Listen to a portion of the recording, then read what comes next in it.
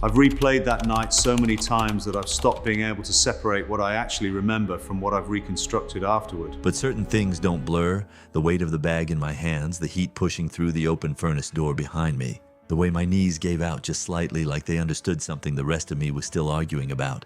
My name is Marcus. I'm 54 years old, and I've been a maintenance technician at the Kellerman & Sons Industrial Complex in Portland, Oregon for 11 years. I work the night shift. I check boilers, pressure lines, condensate traps, and pipe insulation while the rest of the city is asleep. It is, for the most part, a very quiet life. That's not an accident.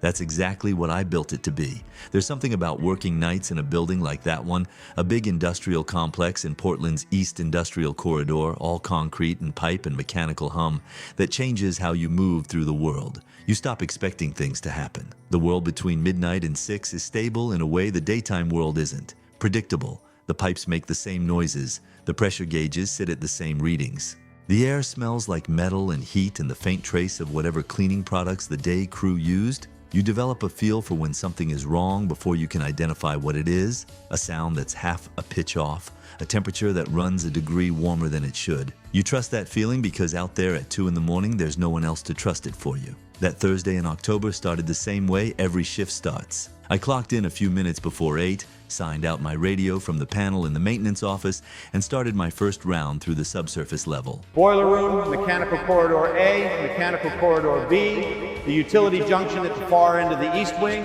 back around. 11 years of the same route. I know every sound this building makes at night. I know which pressure valve hisses at exactly 12-second intervals when the heat kicks on. I know the stretch of corridor B7 where the fluorescent light flickers twice before it catches. I've replaced that ballast 4 times and it keeps doing it, and at some point I stopped fighting it. I know the temperature of the air at the bottom of the stairwell in October, cold enough to see your breath. 11 years. You learn everything. The waste staging area in corridor B7 is just a stretch of wall where the cleaning crew lines up their garbage bags before hauling them to the dumpsters at the end of each shift. On my third round, I passed it without thinking. A pile of maybe 12 black bags, same as always, except somewhere in the middle of the pile, something moved. I stopped. I stood there in the flickering light for a solid 10 seconds and watched. Nothing moved again. I said out loud to the empty corridor, "Probably a rat," and I kept walking. 10 minutes later, I came back through on the return leg of the same round, and one bag near the middle of the pile had shifted position. Not by a lot, maybe a few inches to the left from where it had been. But I noticed these things. It's my job to notice these things. I stopped again. I stared at it again. And then I said, again, to nobody, "Probably a rat," and I kept walking. I'm telling you this because I want you to understand that I had reasons not to check. I had one reason in particular, very specific and very heavy, and for 8 months it had been enough to keep me away from anything with 4 legs and a heartbeat. 8 months before that night I lost my dog. His name was Rex. He was a 12-year-old mutt, mostly shepherd, with a muzzle gone gray and one eye that had clouded over in his last year, milky and soft-looking when the light caught it right. He died of cardiac failure at a veterinary clinic in Beaverton while I was in the middle of the night shift. The clinic called my cell at 2:47 in the morning. By the time I got there, he was already gone. I sat in the parking lot of that clinic for 40 minutes and didn't go inside. I couldn't explain that to anyone, and I stopped trying. What I know is that for 8 months after that night, I didn't go near the dog park 2 blocks from my apartment. I returned a neighbor's lab when it wandered into my yard through a gap in the fence. When a coworker brought her golden retriever to a Sunday cookout, I made an excuse and left before she arrived. I was managing. That's what I told myself. I was managing. So no, I was not looking to check a moving garbage bag. At 11:47, I was standing at the end of corridor B7 and I was holding that bag. I still don't remember the moment I walked back to it. I remember standing at the far end of the corridor, and then I remember holding it and the heat from the open furnace door at my back coming in waves, and thinking with absolute clarity, whatever is in here is going to die if I don't open it right now. And I pulled the top of the bag apart, and I looked inside. If you want to know what it looks like when something you've been avoiding for 8 months lands directly in your hands and refuses to move, I can tell you. It looks like a 4-month-old mixed breed puppy with amber eyes and one ear standing straight up and one ear folded over at the tip like it never got the message. He wasn't barking, he wasn't making any sound at all. He was just looking up at me from the bottom of that bag with his front paws pressed against the plastic, and he didn't look scared. He just looked. If you're the kind of person who believes some encounters are not entirely accidental, hit subscribe before I tell you the rest of this, because how this puppy got into that bag is something I couldn't have made up. I sat down on the floor of the service corridor. I don't know how long I sat there. The puppy stopped shaking somewhere around the 2-minute mark. I did not. Here's what I found out over the next 3 days. Piecing together security footage, a conversation with the building's cleaning supervisor, and a phone call I eventually received from a contract cleaner named Derek. A call he made, he told me, because he needed someone to know the truth, even if it cost him. 48 hours before I found that puppy, a woman had pulled a silver SUV into the service parking lot at the back of the Kellerman building. She did not work there. She had a cardboard box in her trunk, and inside the box were 4 mixed-breed puppies, approximately 3 months old, from what anyone could estimate. She set the box against the exterior wall by the service entrance, looked around once, and left. I don't know her name or her circumstances. I've spent time thinking about her and I keep arriving at the same place. I don't know what she was dealing with, and I'm not in a position to judge someone whose full story I don't have. What I know is what happened next.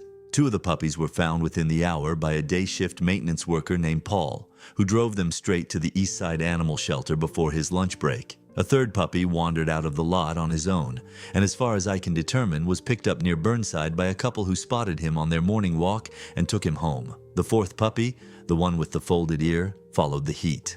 When a delivery driver propped the service door open to offload a pallet of supplies, that puppy slipped through the gap and went straight down toward the boiler level, straight toward the warmest part of the building. He spent 2 days in the mechanical corridor. And that brings me to Derek. Derek was a contract cleaner assigned to the subsurface level on the day shift. He was in his early 60s, quiet man, methodical worker. He covered that area alone, which is why nobody else knew what had happened. He found the puppy at 7:30 in the morning, 16 hours before I came across him. The dog didn't bark when Derek crouched down near him, just stretched out and sniffed Derek's hand. Derek sat with him behind one of the utility pipes for a few minutes. He told me later that the puppy pressed himself against Derek's knee like he'd been waiting for exactly this, like some part of him understood that the cold was over and the waiting was done. Derek said he sat there longer than made sense for a man in the middle of a workday, just letting the dog lean against him. Drop a comment if you've ever been in a position where you wanted to do the right thing and every practical obstacle was in the way, because that's where Derek was. His apartment building didn't allow pets. He was in the middle of his shift and couldn't leave the premises. He didn't have the shelter's number memorized, and his work phone was an old flip that didn't have internet access. He made a decision he called me to apologize for, in a voice that sounded like a man who had been carrying something heavy for 3 days. He placed the puppy inside one of the garbage bags, looped the top of the knot loosely enough to leave a gap for air, and told himself that the moment his shift ended at 3 o'clock, he would call the Eastside Shelter from the bus stop. His shift ended, and he ran for his bus.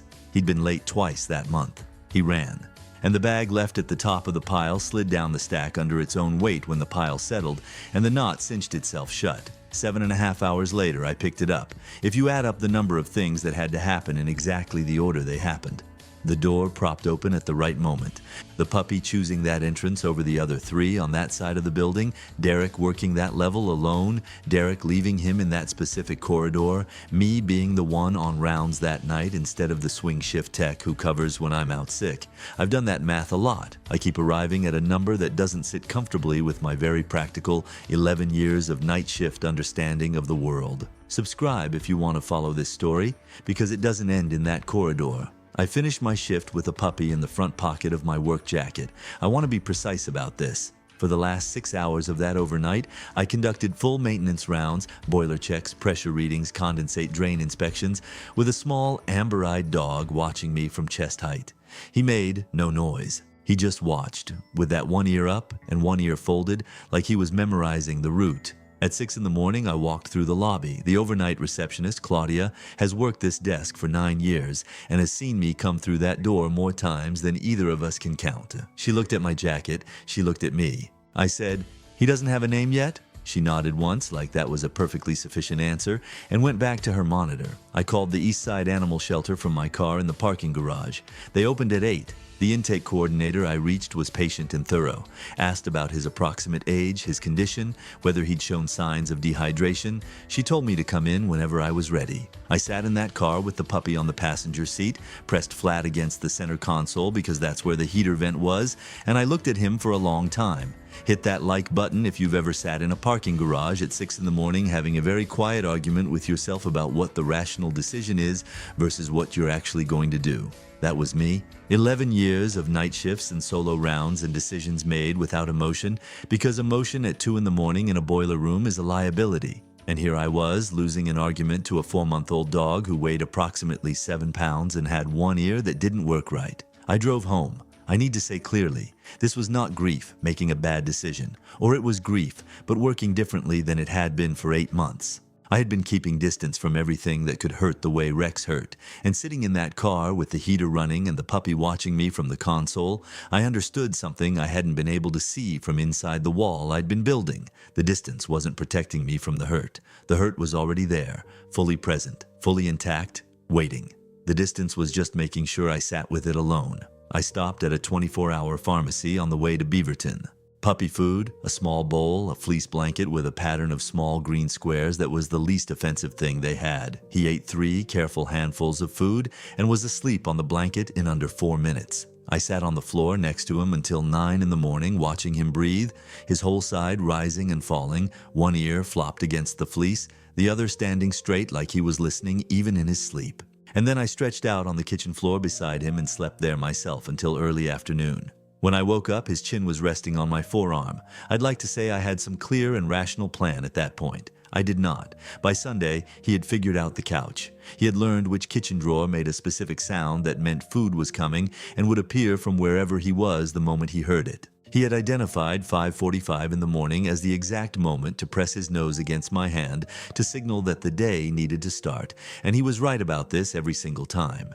He learned the walk route in 2 days and would slow down and wait at the corner by the pharmacy, where we always turned if I got distracted and almost missed it. He was, as far as I could tell, paying closer attention to my habits than I was. On Sunday afternoon, with him stretched across my legs on the couch, I said a name out loud for the first time in 8 months. I said, Rex, not to the puppy, to the room. I was testing something, seeing if it still landed the same way it had been landing every time it surfaced in my head since February. It didn't, not exactly the same. I looked down at the dog on my legs, one ear up, one down, amber eyes half closed in the afternoon light coming through the window. I said it again, quieter. He lifted his head. I'm not going to tell you I know what that means. I'm a maintenance technician. I check pipe joints and pressure gauges for a living, and I believe in things I can measure, but I can tell you what happened, and you can draw your own conclusions. A puppy followed heat into a building, survived 2 days alone in a mechanical corridor, got sealed inside a garbage bag moving toward a furnace, and ended up in the hands of the one person in that building who had the most specific, most personal reason in the world to put him back down and keep walking, and didn't. He's 14 months old now. The flopped ear never straightened out, and I'm glad. I'd know that face anywhere. His name is Rex. The 5:45 routine has not broken once. If you've made it to the end of this story, subscribe. Because the morning walks, the bad weather negotiation, and the specific and ongoing argument about whether the left side of the couch is actually his, that's all still happening. And I think the best part of this story is still ahead.